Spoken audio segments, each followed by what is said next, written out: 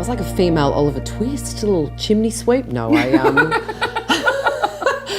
do you know what? Like, it's funny because, it was pretty hard going growing up. I was raised by a single mum who did an amazing job. She had me a week after her 18th birthday. Yeah, she was a baby. Yeah, honestly, I don't know how on earth she did it. Yeah. 2 kids by the age of 21, and here I am at 35 going, one is hard enough. Yeah. But we lived in housing commission houses and caravan parks growing up because we didn't have a lot of money. Yeah. Mum did the best she could.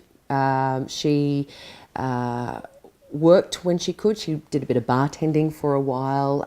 Very, very smart. She went back to uni, went to uni and started studying teaching as well because she wanted to improve her life. But that's bloody hard when you're raising 2 kids on your own, on a pension as well. So, look, it was kind of tough, and it. Did it feel tough in the moment, or was no, it kind we don't know anything else. Yeah. I just kind of, there was, the kind of weird stuff that you knew wasn't right. Like, you weren't allowed to play in the backyard of some of the housing commission houses because, people were doing drugs in the alleyway behind. It would throw syringes into the backyard. Wow, and you just went, okay, well, we can't play in the backyard. And you knew that was kind of wrong. Right. But I don't know, like, it just, when you're a kid, as long as you've got love around you, everything's okay. Yeah.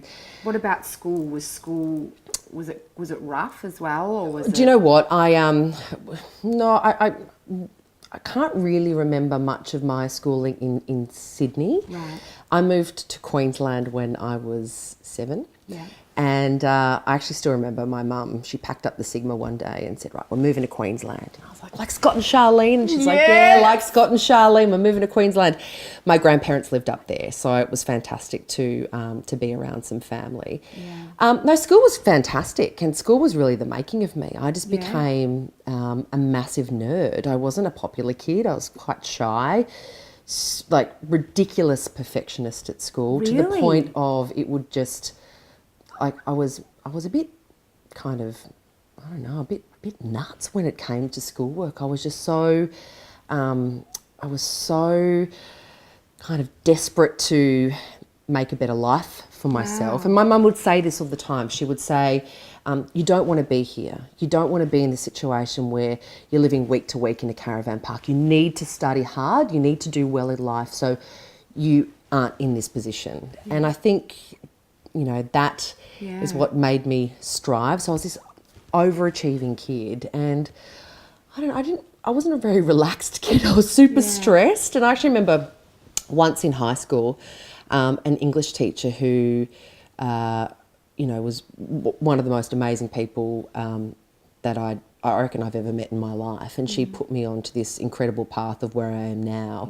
She fostered my writing, and she actually got me a work experience place at Channel 7. She gave me this little poem. It was all about, stopping to smell the roses and that type of thing. And she said, you've got to stop being so hard on yourself. You need to relax into it.